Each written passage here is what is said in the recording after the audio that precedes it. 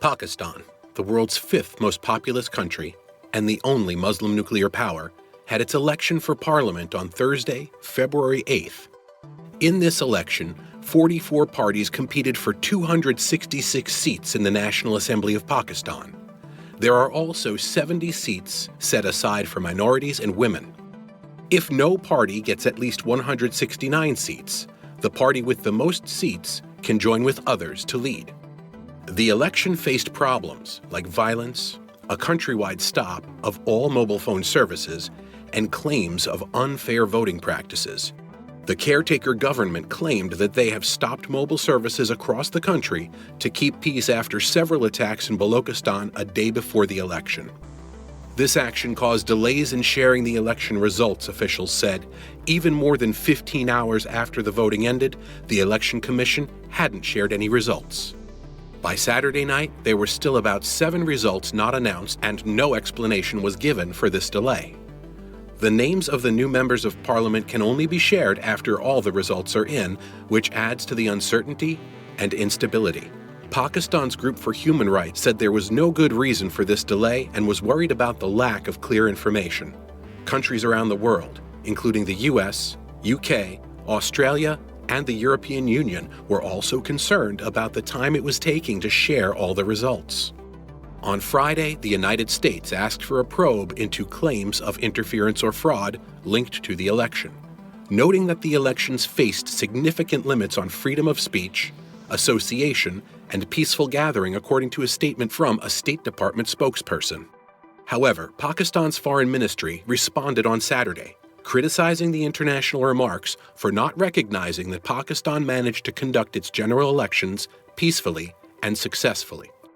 The ministry argued that these critiques overlook the complex nature of the electoral process and fail to appreciate the enthusiastic participation of millions of Pakistani voters, branding these concerns as misplaced. Candidates watching the vote count at polling places reported seeing their early leads vanish, or results first in their favor being changed to declare their opponents as winners. They mentioned being asked to leave the polling area or not being allowed in after voting ended. Also, their agents were prevented from gathering the results. Most complaints about unfair practices and obstacles came from independent candidates supported by the jailed former leader Imran Khan's party. Many of these candidates have approached provincial high courts to challenge the results in his area. As for voter turnout and trends, the Election Commission hasn't shared how many people voted yet, saying it will give this information after all results are announced. Early estimates by the Free and Fair Election Network suggest around 60 million people voted last Thursday, from a total of 127 million voters. This means about 47% of people voted, which is less than the turnout for the 2018 election. The majority of votes went to the political groups or independent candidates backed by Khan's PTI party. No party got enough seats in the National Assembly to control it on their own. However, 2 parties said they won. Now they must work together with others to form a government, which means there's a lot of negotiation happening. In Lahore on Friday night, the younger brother of Nawaz Sharif, who was prime minister 3 times, met with Asif Ali Zardari and his son Bilawal Bhutto Zardari. Zardari and his son lead the Pakistan People's Party, which has 54 seats. Sharif's group, the Pakistan Muslim League, or PMLN, has 73 seats. They are looking to join forces with others to have enough support. Independents, who have 101 seats, are in a strong position. They need to decide within 72 hours if they'll join a party or stay independent. Their decision is crucial for the Sharifs and Bhutto Zardaris as they try to secure enough support. In Pakistan, politics often runs in families. Maryam Nawaz Sharif is the daughter of former Prime Minister Nawaz Sharif.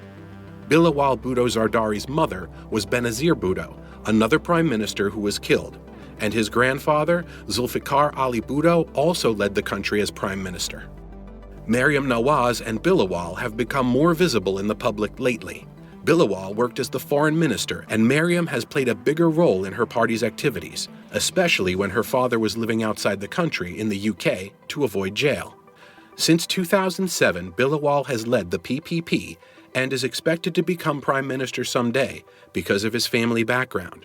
Maryam is being prepared to lead the PMLN, taking precedence over her uncle Shabazz and cousin Hamza.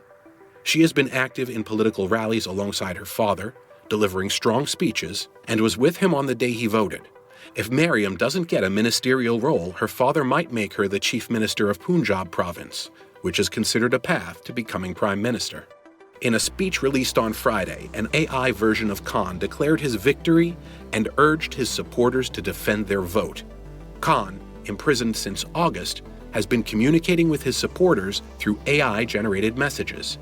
"You kept my trust, and your massive turnout has stunned everyone," said the AI voice in a video.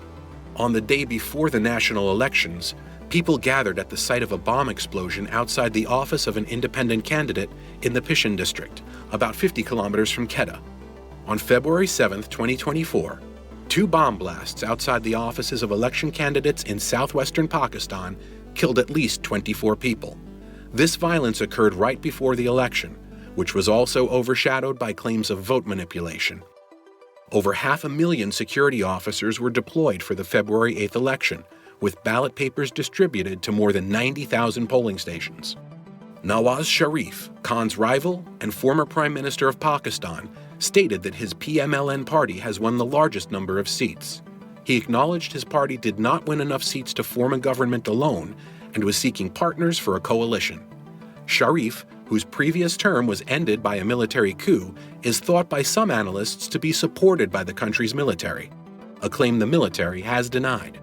Pakistan's Chief of Army Staff, General Syed Asim Munir, spoke on Saturday, emphasizing the need for stable leadership and a unifying approach to move past divisive politics.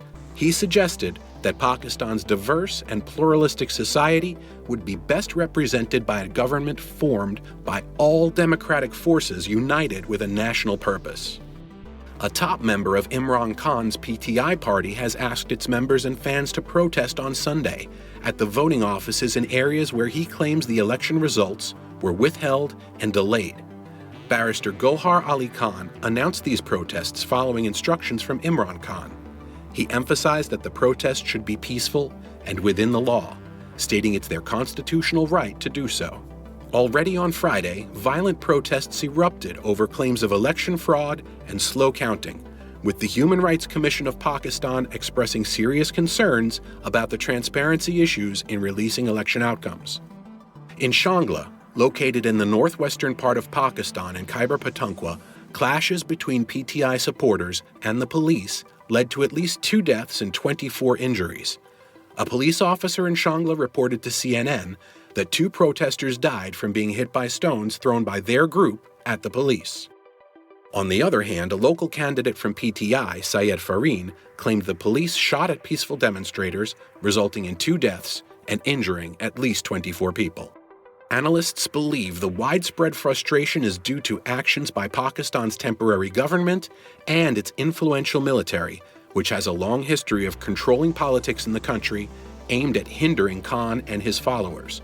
This includes alleged pre-poll rigging. Khan has blamed the military for his removal from power in 2022, which led to thousands of his supporters protesting against the army.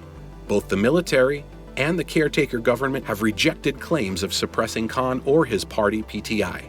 Michael Kugelman, a South Asia expert at the Wilson Center think tank, said that the election was partly seen as a vote on the military's significant influence in Pakistani politics. PTI supporters turned out in large numbers to show they wouldn't allow the military to influence the election's outcome, which it appeared the military wanted them to lose. Mehir Bano Qureshi, a candidate supported by Khan and daughter of the imprisoned former Foreign Minister Shah Mahmood Qureshi, said that she was ahead by a large margin until the Election Commission suddenly halted the results and blocked her from the returning officer's office. She was later informed on Friday that she lost the Multan district of Punjab, with what she described as a historic number of voided votes, which she believes clearly suggests vote tampering. The election, which was postponed for several months, took place amid various serious issues facing the nation of 220 million. These include economic instability, regular attacks by militants, and environmental disasters that threaten the country's most vulnerable populations. Imran Khan, a former cricket star and once a prime minister, is now in jail facing several convictions and is banned from being a candidate in the election against his political rivals. His party, PTI, couldn't use its well-known cricket bat symbol on the voting papers.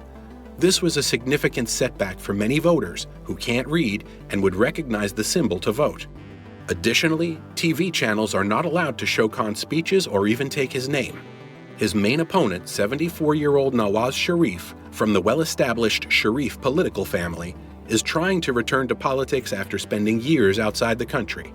He had left Pakistan after being found guilty of corruption. Even if Khan's PTI party ends up getting the most votes once the counting is done, keeping control in a new government might be difficult. Due to court decisions before the election, PTI's candidates had to run as independents, which means there's a risk that some of them might decide to join other parties.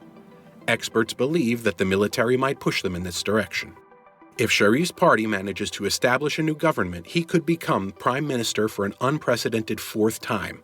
On Friday, he adopted a tone aimed at mending fences, suggesting that all parties should sit together to heal a wounded Pakistan.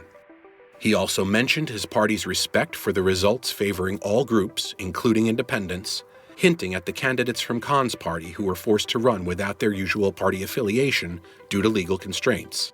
Sharif emphasized his party's desire to avoid conflict, stating Pakistan could not afford conflict. He mentioned his party's intention to improve relations with neighboring countries. Bilawal Bhutto Zardari, the 35-year-old son of the assassinated former Prime Minister Benazir Bhutto, is also in the race, aiming to restore his Pakistan People's Party as a significant political player.